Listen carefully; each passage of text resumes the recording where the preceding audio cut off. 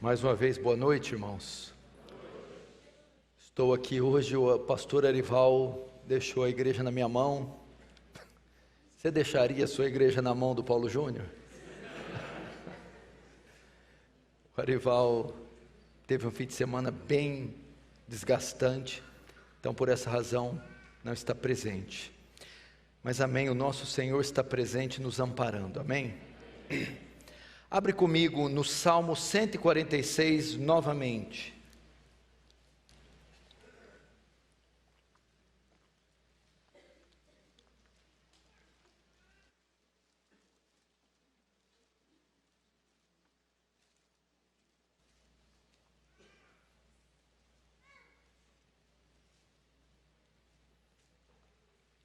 Salmo 146.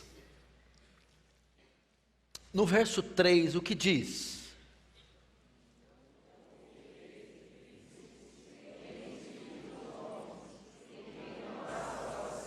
Amém. Irmãos, preste atenção.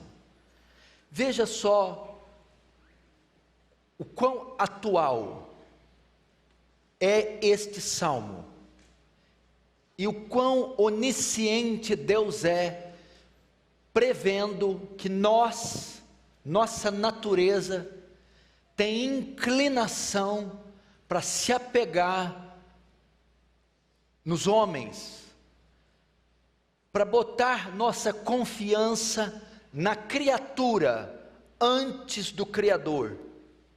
Então ele está dizendo aqui: não confieis em príncipes.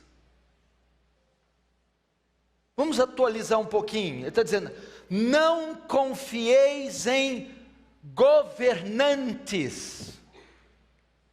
O confieis aqui, não depositem a sua esperança, não deposite sua confiança. Não está querendo dizer que eu não posso confiar na polícia, na justiça, uma certa confiança. A ideia é que não confiem plenamente, não depositem a fé de vocês, todas as fichas de vocês, em príncipes, atualizando, em governantes. Vou melhorar um pouquinho. Não confieis em presidentes da república, nem nos filhos dos homens. A ideia de filhos dos homens é filho nascido de homem, mortal. Não botem a esperança de vocês em reis, em estadistas, em governos, em presidentes, nem nos filhos dos homens, que são meros mortais. E ele diz aqui, nem nos filhos dos homens, em quem não há salvação. A salvação aqui não é soteria, não é a redenção da alma. Salvação aqui dá a ideia de solução, livramento, resposta. Deus está dizendo: não botem a esperança nestes homens que não podem trazer de fato a vocês a resposta, que não podem de fato resolver verdadeiramente os problemas. Por mais que entre estes governos haja gente bem intencionada, qualificada, por mais que eles sejam dotados de alguns dons, de fato e de verdade, eles não têm condição de ir no ponto nevrálgico da situação. Eles não têm condição de amparar o homem nas suas maiores necessidades. É isso que o salmista está dizendo. Não há salvação neles. A solução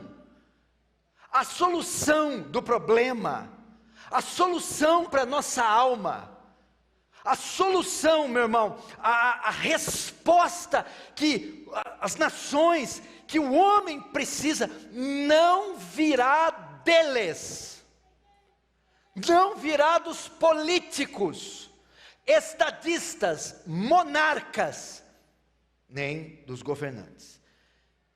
E o verso 4, ele vai dar a razão por que não colocar esperança neles.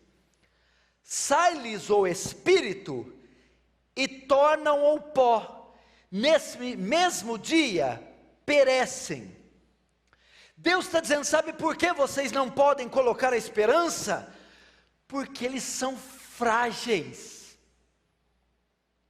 Porque eles são limitados, estão limitados ao espaço e ao tempo, limitado ao físico, a um corpo humano frágil e mortal. É isso. Sai-lhes o espírito, tornam ao pó.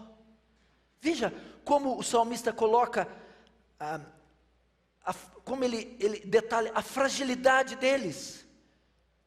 E o texto ainda vai: perecem, nesse mesmo dia, perecem todos os seus desígnios. Ou seja, eles não têm nem condição de cumprir, levar a cabo, concluir os seus projetos, porque simplesmente a morte pode chegar e levá-los. Vocês se lembram quando nós saímos da ditadura militar e foi eleito o presidente Tancredo Neves? Ele subiu na rampa do Planalto, morreu antes. É exatamente isso aqui. Todas as promessas de governo, todas as expectativas depositadas daquele homem. Não foi ali que Milton Nascimento compôs aquela música Coração de Estudante? Era para trazer a esperança para o Brasil. E todo mundo levantando aquela bandeira e endeusando Tancredo Neves, esperando agora vai. E ele com todos aqueles projetos, o que aconteceu? Saiu-lhe o espírito e ele tornou pó. E nesse mesmo dia, todos os seus projetos desapareceram. O que o salmista está querendo dizer?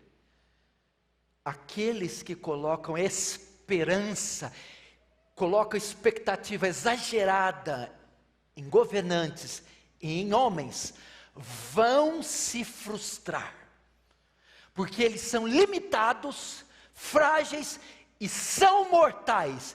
Eles não conseguirão reunir todas as condições necessárias para completarem o homem, para solucionar os problemas do homem. Agora, em contraste ao governante mortal, em contraste àquele que deposita sua confiança no homem, nós temos o verso 5. Entretanto, vamos colocar aqui um acréscimo. Entretanto, bem-aventurado aquele que tem o Deus de Jacó por seu auxílio, e cuja esperança está no Senhor, seu Deus. Ele está falando assim, ó, bem-aventurado, vamos lá. O que é o contrário de bem-aventurado? O antônimo de bem-aventurado. Vamos ver se você acerta. É uma palavra forte. Maldito. A palavra bem-aventurado quer dizer, tem vários termos: feliz, mais que feliz, ditoso, pleno, bem-sucedido, sábio, prudente, ok? E sábio, prudente e bem-sucedido é quem? Quem bota sua confiança no Senhor. Então, o contrário, quem bota sua esperança nos príncipes, nos governos, nos homens, é nécio, é tolo, é imprudente, se frustrará. Está debaixo de maldição, não posso usar isso, que está debaixo de maldição, mas corre o risco das maldições lançadas sobre estes homens, afetá-los. Infeliz, sem sucesso, é aquele que coloca esperança. Entretanto, bem-aventurada, prudente, inteligente, sábio, bem-sucedido é um homem que, ao invés de botar sua esperança na terra, bota no céu. Ao invés de botar a esperança em um governo, em um homem, bota em Cristo Jesus. Bem-aventurado é aquele que tem o Deus de Jacó por seu auxílio. É Ele quem nos auxilia. O que é isso? Auxílio, guia, sugestão, opinião. É Ele, cuja esperança está no Senhor.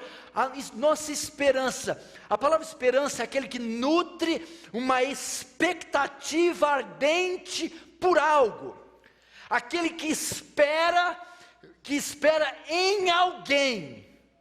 Então ele está falando, bem-aventurado é aquele que coloca sua expectativa em Deus, que espera algo de Deus. E por que ele diz que bem-aventurado é esse? Ele vai dar as razões. É exatamente o oposto do príncipe. O príncipe não é frágil, limitado, imortal. Agora vamos ver a característica desse Deus. Verso 6. Que fez os céus e a terra, o mar e tudo que neles há, e mantém para sempre a sua fidelidade.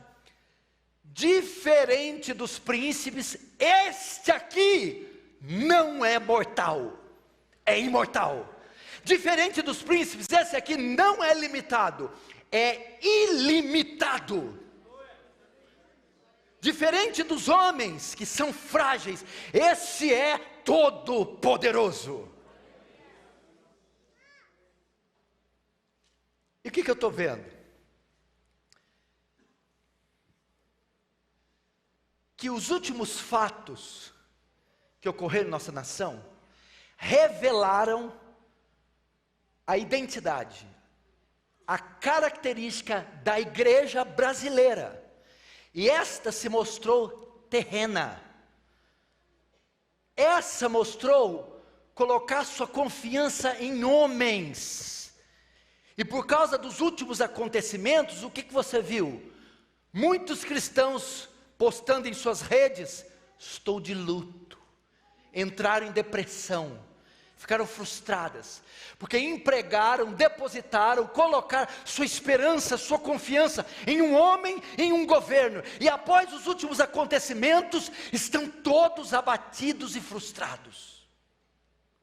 E neste sentido, da igreja terrena, que deposita confiança nos homens, eu não vejo o melhor exemplo na Bíblia, do que o exemplo dos 2 discípulos a caminho de Emaús. Vamos abrir comigo lá em em Lucas capítulo 24. Lucas capítulo 24.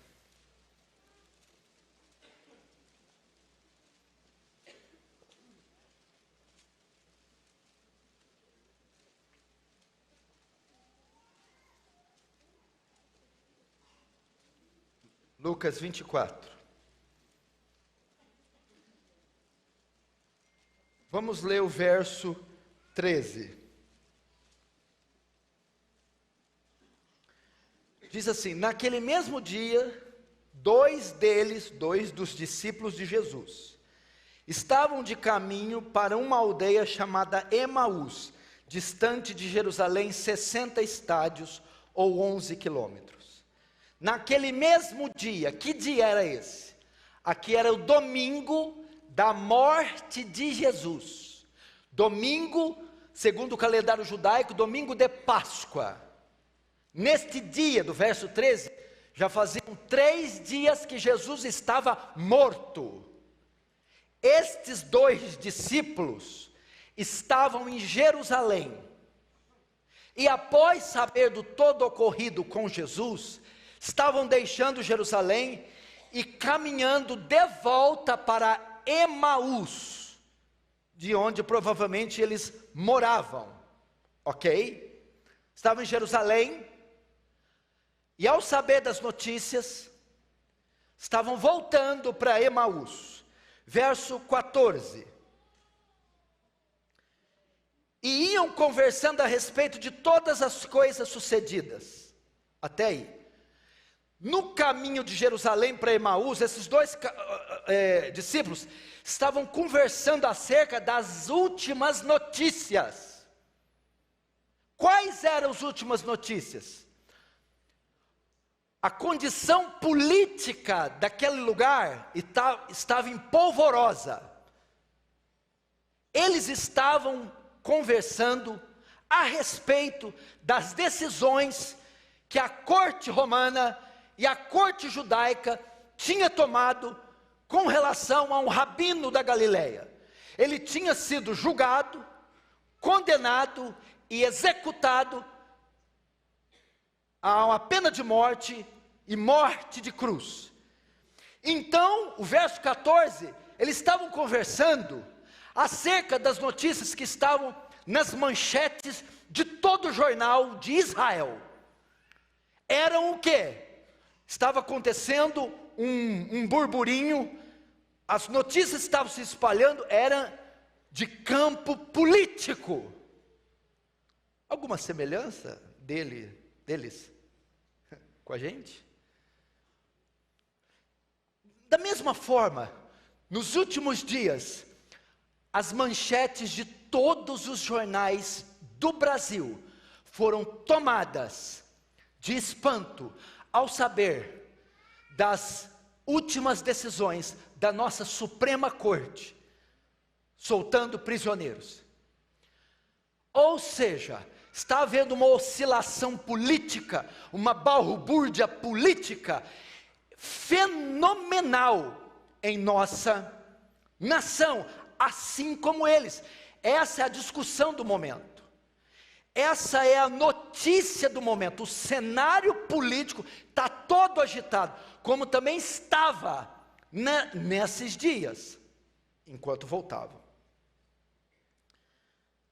Agora vamos ver o verso 17.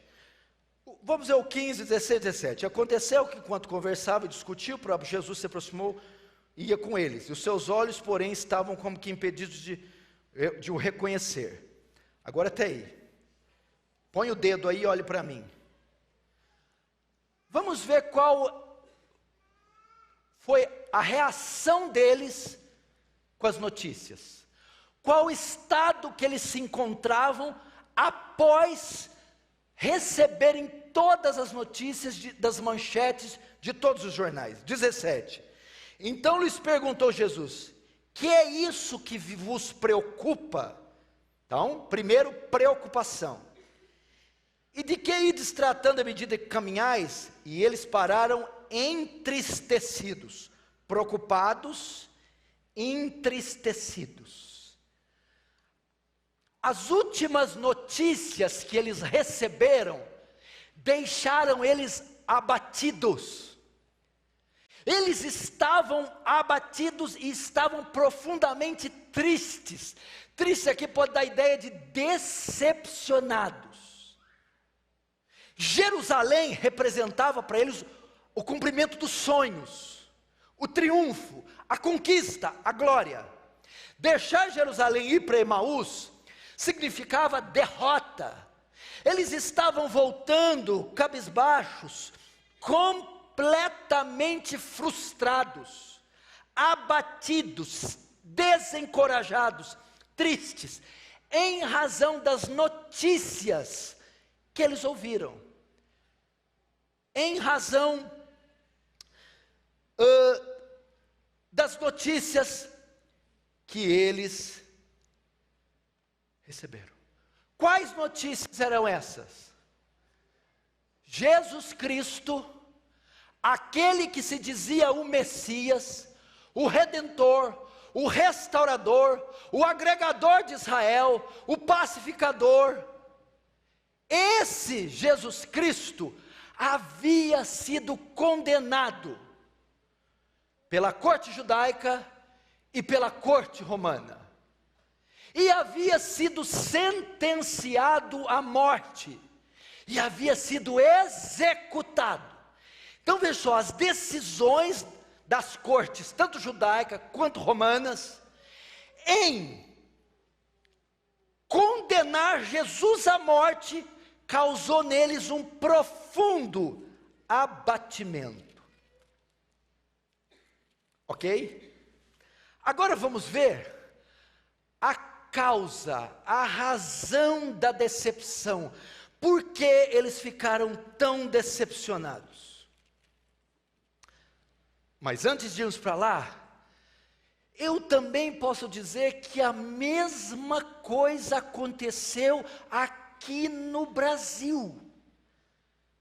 As decisões da nossa Suprema Corte e os desdobramentos que ela trouxe e as consequências que vieram logo após, fizeram com que a igreja brasileira, e grande parte dela, não vou generalizar, fosse também tomada de decepção,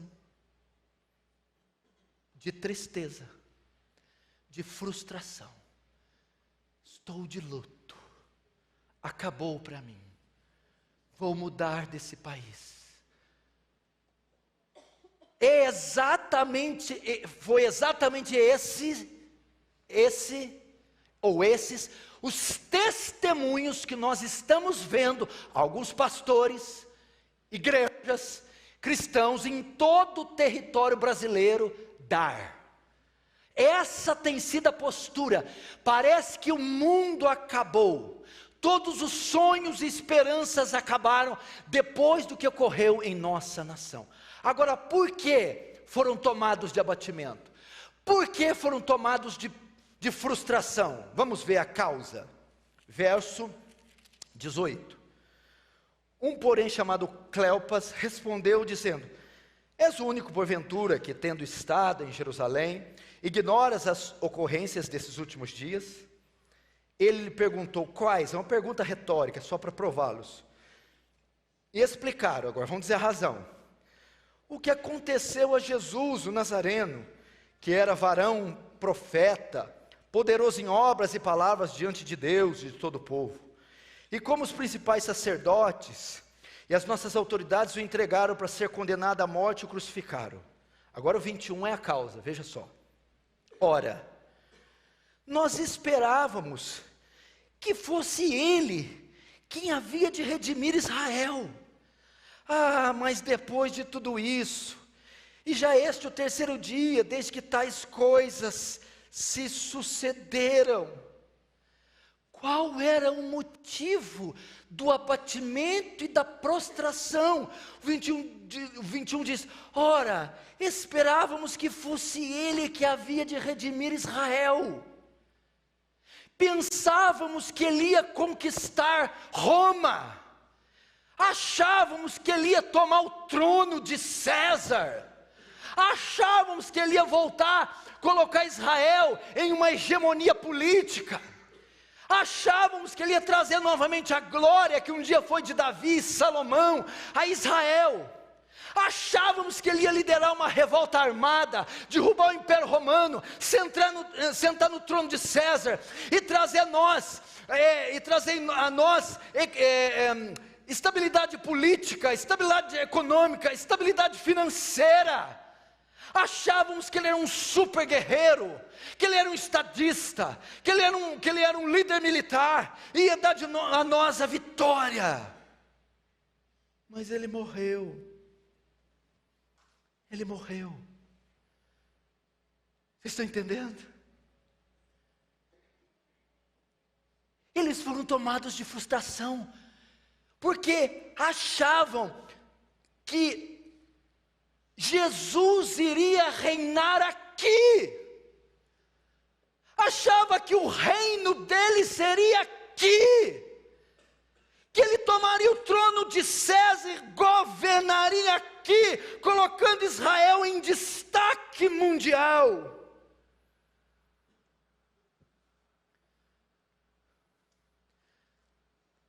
Aí eles continuam: mas depois de tudo isso, mas depois dessas coisas, mas depois da sentença, depois da prisão, depois da execução, depois da morte, toda a nossa esperança se foi. Essa é a ideia deles.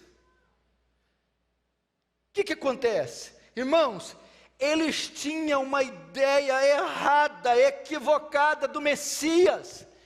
Eles estavam esperando sucesso aqui. Eles estavam esperando, meu irmão, conquistas aqui. Eles pensavam que o Messias promoveria, meu irmão, uma prosperidade, uma vitória em campo político, econômico, social, e aqui terreno, natural. E quando viram que parece que os planos deram errado, ele foi morto, todos os sonhos deles morreram com a morte de Jesus. Foi exatamente isso que aconteceu. As pessoas colocaram esperança em um homem, colocaram os olhos delas aqui, começaram a imaginar um mundo melhor, um Brasil melhor, salários mais altos, igualdade social, apoio para as igrejas, e colocaram a esperança num homem, no seu governo, achando que tudo ia mudar, e a hora que o Supremo deu as decisões que tomou, todos foram pegos de surpresa. E o 22 vai além. É verdade também que algumas mulheres que conosco estavam nos surpreenderam, tendo ido de madrugada no túmulo, e não achando o corpo de Jesus, voltaram dizendo terem tido uma visão de anjos, os quais afirmaram que ele vive. De fato, alguns dos nossos foram ao sepulcro e verificaram a exatidão do que disseram as mulheres, mas não o viram. Aí o que eles dizem? Olha, viajante, até falaram aí que poderia ter tido uma ressurreição, que a morte ali não foi a palavra final, que até teríamos uma esperancinha, mas isso já está fora de cogitação, porque faz 3 dias. É o mesmo espírito da igreja. Até que aprovaram uma leizinha aí, até que juntaram uma elite de ministros, parece até que ia, até pensamos que ia dar certo, agora vai, até imaginamos que houve umas medidas provisórias, houve um certo avançozinho, houve algumas prisões de poderosos, nós até nutrimos uma esperançazinha, mas tudo isso foi por água abaixo nessa quinta, sexta, sábado e domingo.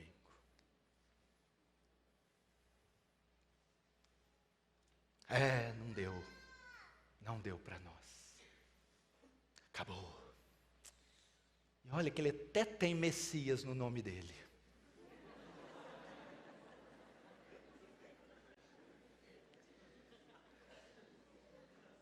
Eles estão rindo agora, né? Mas no dia que der a canetada não riu não, né? Irmãos, é a mesma coisa. Essa é a razão da decepção. Colocamos nossa esperança como se o céu fosse transferido para cá, como se todas as realizações e sonhos do crente da igreja se dessem neste mundo, nessa esfera. Depositar sua esperança nisso aqui. Foi exatamente isso que aconteceu. Esta é a razão da frustração dos crentes. Deixaram de olhar para Jesus, para as promessas de Jesus, para o reino de Deus, e passaram a olhar para um homem, para um governo, e depositar ali suas esperanças, ali seus sonhos, e ali sua confiança. Em menos de um ano, parece que tudo virou de pernas para o ar. Então, junto com este governo, os sonhos também parece que estão caindo. Daí-se então a tristeza, a frustração, o desespero e o desânimo.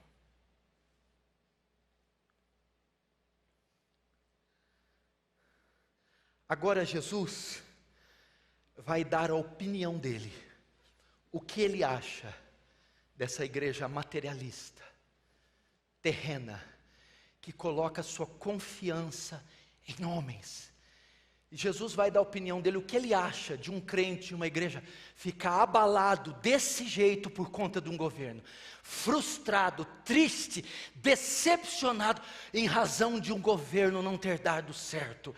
Ele vai dar a opinião dele no verso 25. Vamos ver a opinião de Jesus.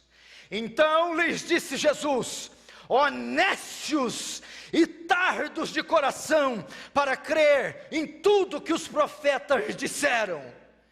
Jesus exorta esses discípulos, Jesus repreende esses discípulos, ele diz para eles: ó nécios. O que ele está querendo dizer com isso? Ele está dizendo: como que vocês podem ser sem discernimento? Vocês não têm discernimento, vocês são tolos. Quando ele diz honestos, vocês não compreenderam o caráter do reino, vocês não compreenderam o caráter da fé, vocês não compreenderam, meu irmão, vocês não entenderam como é de fato o reino de Deus. Ele está repreendendo eles: vocês não compreenderam isso tudo, honestos e tardos de coração em crer em tudo que os profetas disseram. Vocês não leram as escrituras, vocês não entendem como seria a vinda do Messias, vocês não sabiam como é o caráter do reino de Deus, vocês não sabiam que tudo isso está previsto, que o reino se manifestaria dessa maneira.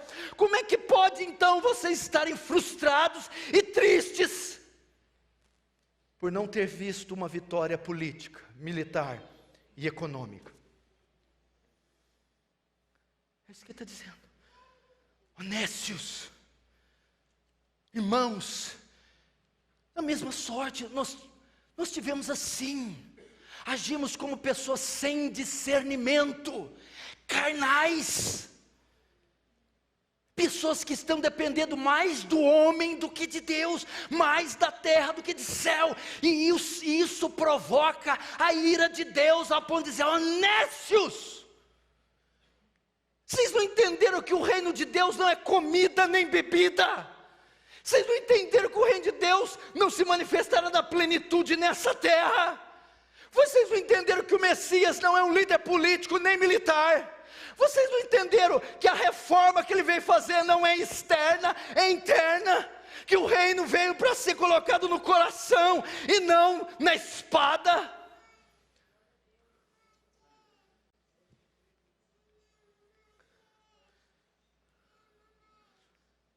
Mas vamos continuar, você vai entender. Verso 26. Porventura não convia que o Cristo padecesse e entrasse na sua glória? Agora ele vai explicar para eles: não convia que o Cristo morresse e padecesse na sua glória. Eu vou resumir isso aqui. Eles ficaram frustrados porque esperavam um Messias político, um Messias militar, e um Messias que desse vitória em campo físico. E ao vê-lo morto, tudo aquilo caiu por terra.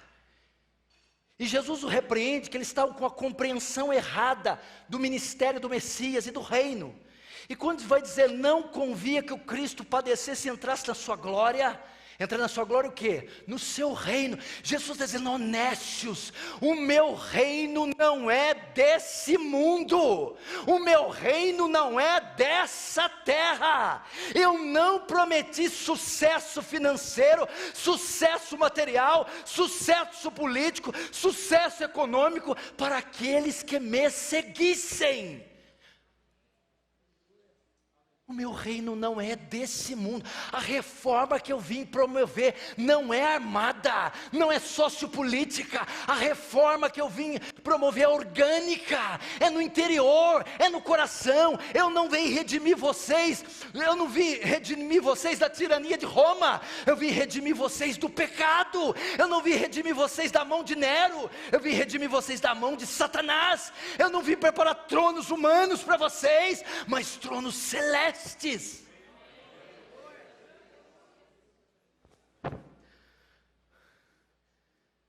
Irmãos, quando nós colocamos a nossa esperança em um estadista, em um governo. Nós estamos fazendo como os discípulos a caminho de Emaús. E Jesus está dizendo para nós: não importa quem se colocar no trono, não importa quem se eleger, o meu reino não é daqui. A vitória e o triunfo de vocês não virá nem da esquerda, nem da direita, nem da monarquia, nem do método republicano. A vitória, o sucesso virá do Deus que fez o céu e a terra. Meu é o ouro e minha é a prata, é dele. Seu salário vem do céu, sua moeda vem do céu, sua saúde vem do céu, seu livramento vem do céu, sua provisão vem do céu, sua proteção vem do céu. Isso que ele está querendo dizer.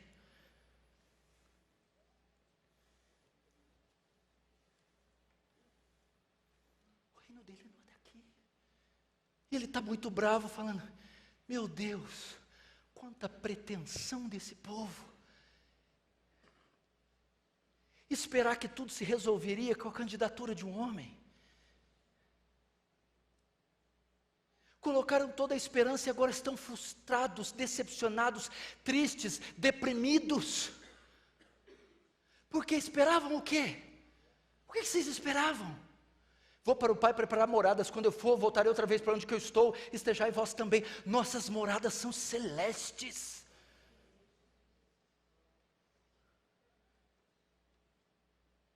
Agora, essa postura, essas atitudes da igreja revelam algo muito sério sobre ela. A reação que a igreja teve, a postura da igreja diante das decisões da Suprema Corte, dos desdobramentos que tivemos, a reação que a igreja teve, revelou algo sobre ela. Primeiro, mostrou que é uma igreja imatura.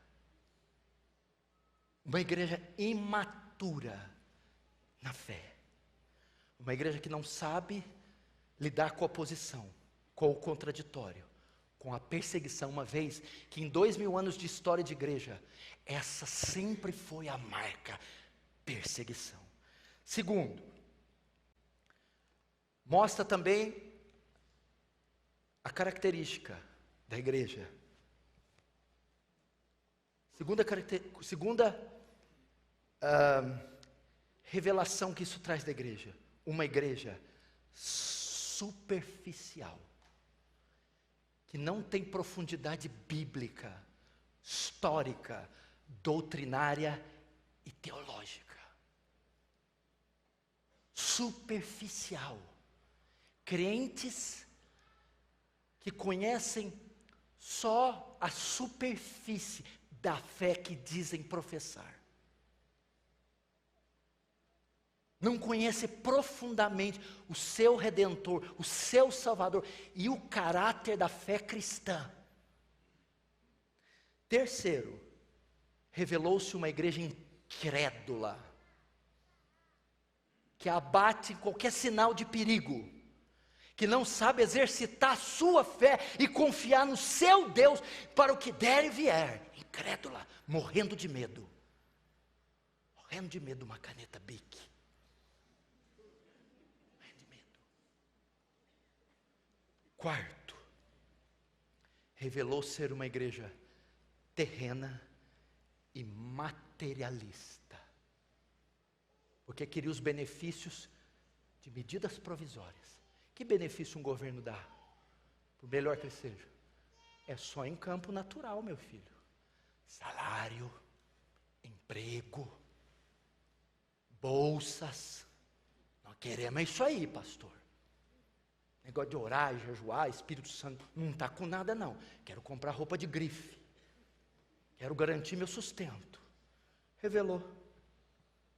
Felizmente. Ou não revelou? Quem concorda comigo diz amém. Amém.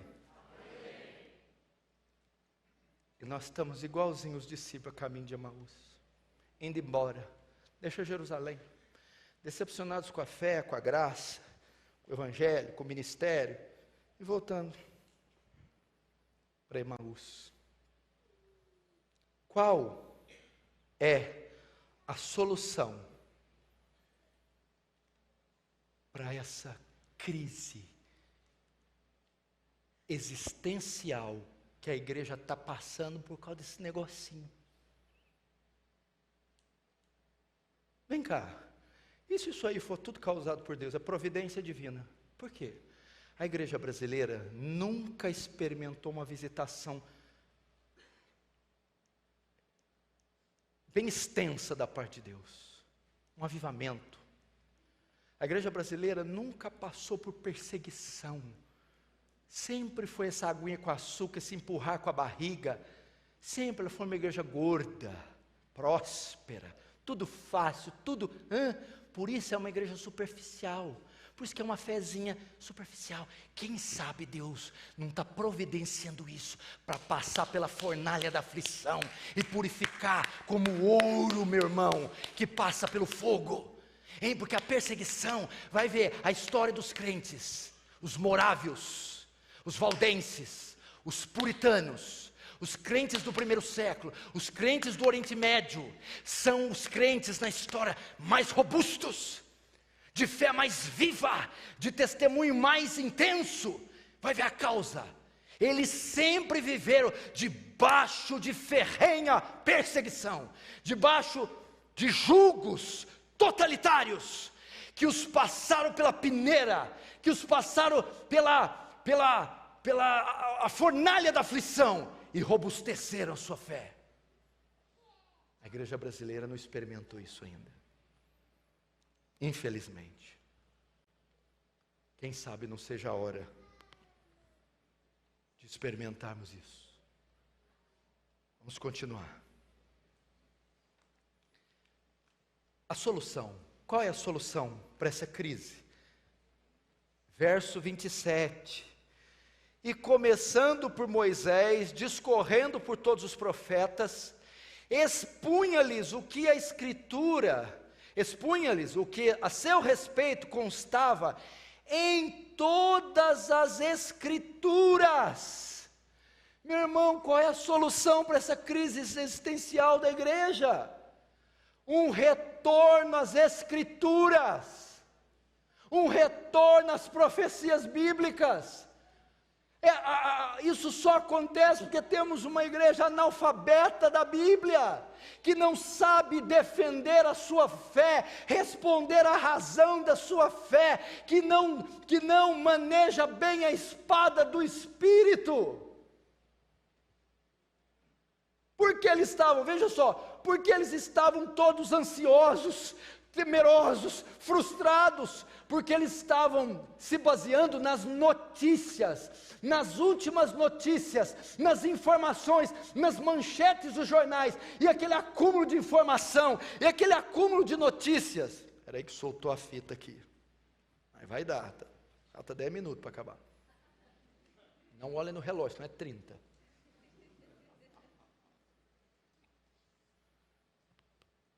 É porque o suor, colocaram uma fitinha aqui, mas o meu suor, que não é brinquedo, lá vem o homem lá com a fita. Vamos, meu filho, antes que o STF aprova outra aí. Vamos.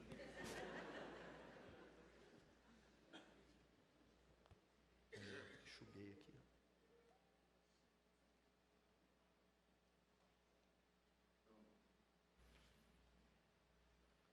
Presta atenção, escute aqui. Porque eles estavam agitados.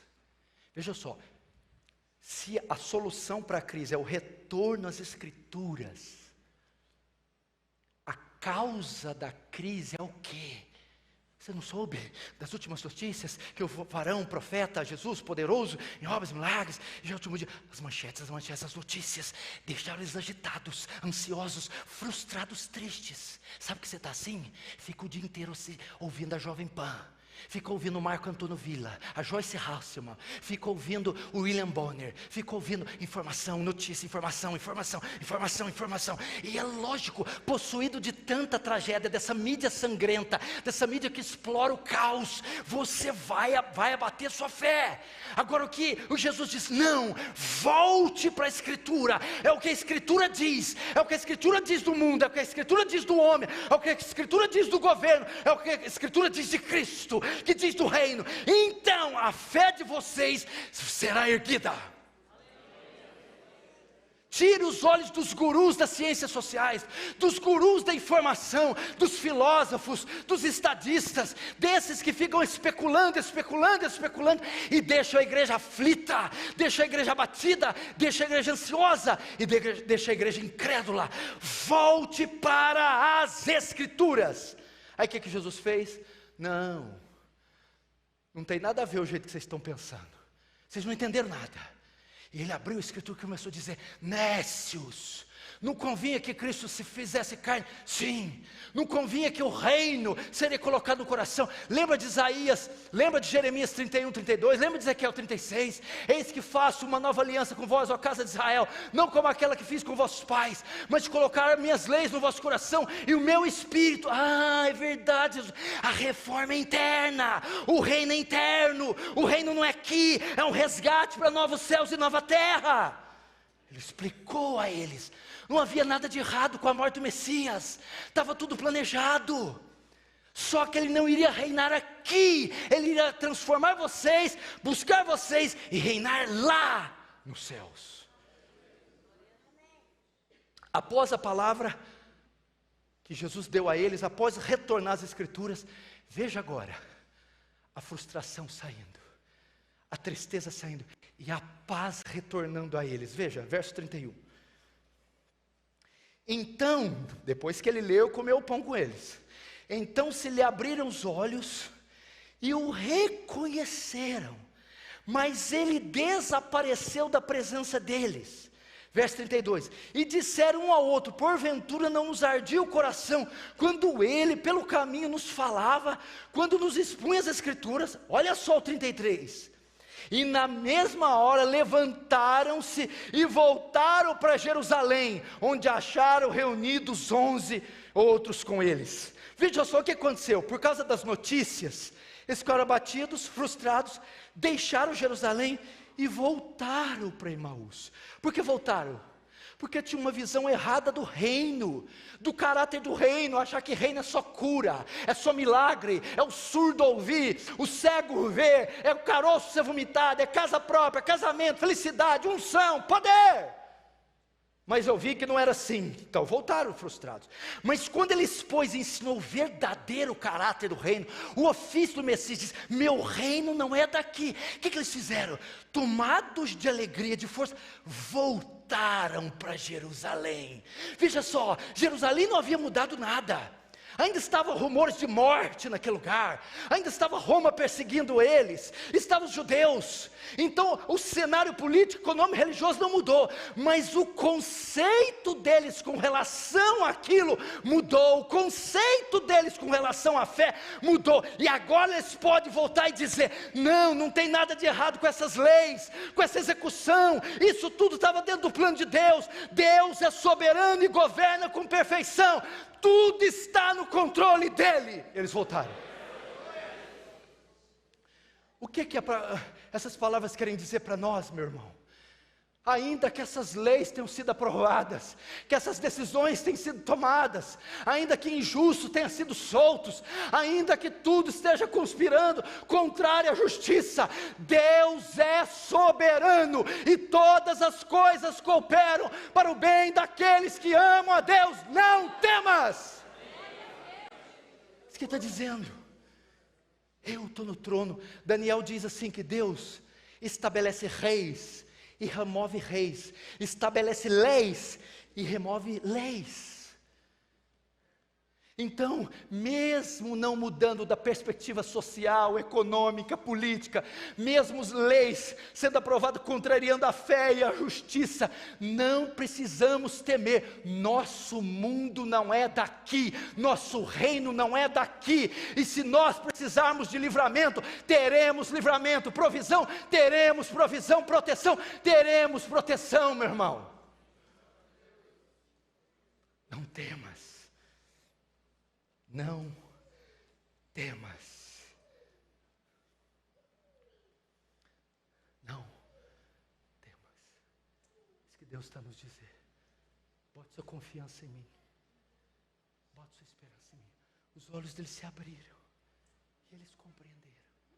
E agora mesmo o cenário político, militar, religioso, não tendo sido alterado, eles estão felizes, fortalecidos e podem retornar para suas atividades normais, porque entende que todas as coisas, quer boas, quer ruins, quer péssimas, cooperam para o bem daqueles que amam a Deus. Jesus disse assim para vocês: quem vai governar? A, B, C, D. Jesus disse assim: não temais quem mata o corpo e não pode matar a alma. Temei antes aquele que tem poder de fazer perecer no inferno tanto o corpo quanto a alma. Deixa eles assinarem as leis. Sabe onde está a tua vida quando eles for caçar ela? Colossenses 3, está oculta, escondida com Cristo. Deixa vir. Pode fazer alguma coisa com o corpo e a alma, que está cativa, comprada, escrita nos céus. Quem nos separará do amor de Cristo? Será angústia, perseguição, fome, nudez, perigo ou espada? Como está escrito: por amor de ti, somos entregues à morte o dia todo. Somos reputados como ovelha para o matador, mas em todas essas coisas somos mais que vencedores, por meio daquele que nos amou. Pois estou bem certo que nem a morte, nem a vida, nem os anjos, nem os principados, nem a altura, nem profundidade, nem o presente, nem o porvir, nem qualquer outra criatura poderá nos separar do amor de Deus que está em Cristo Jesus. Quem intentará acusação contra os escolhidos? É Deus quem os justifica. E quem os condenará? Pois foi Cristo que morreu, ressuscitou, ou antes está sentado à direita do Pai e intercede por nós. Quem, meu irmão? Quem? Ninguém, meu irmão. Não temos que temer. Agora eu vou terminar com esse texto. Abre comigo na segunda carta de Pedro.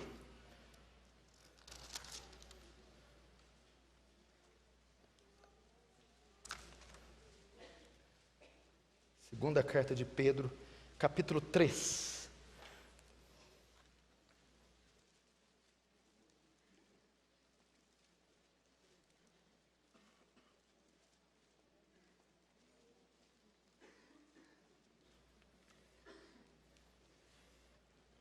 Segunda carta de Pedro, olha aqui para mim.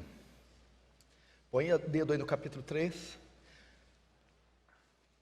Pastor, eu fiquei frustrado, porque eu esperava justiça, perfeição, a igualdade social, valores morais sendo defendidos. Eu fui frustrado.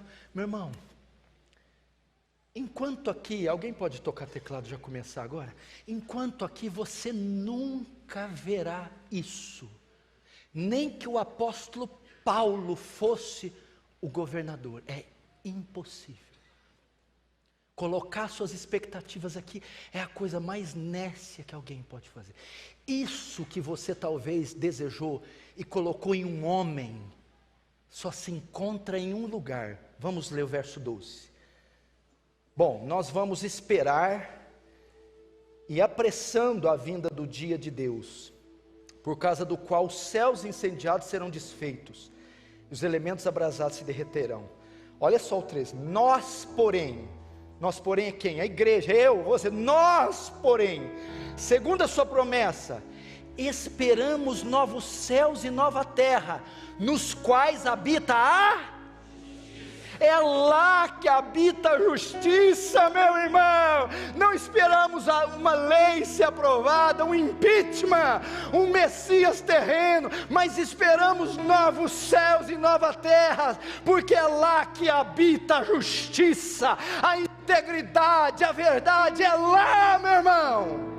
Um dia Ele há de voltar, meu irmão. Os céus se abrirão, eu ouvirei o meu nome e você o seu. Ele nos transformará num abrir e fechar de olhos ante a última trombeta. A trombeta soará e os mortos ressuscitarão, e nós os vivos seremos transformados e encontraremos com Ele nos ares, e lá estaremos e nunca mais sairemos. É lá, meu irmão. É lá. Vamos ler esse 13 inteiro de novo, que é a coisa mais linda do mundo. 1 Pedro, 2 Pedro 13, 13, bem forte, nós, vai.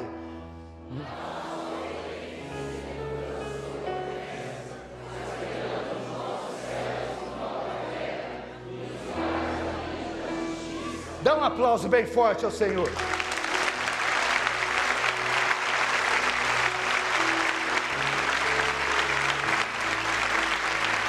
Mas foi.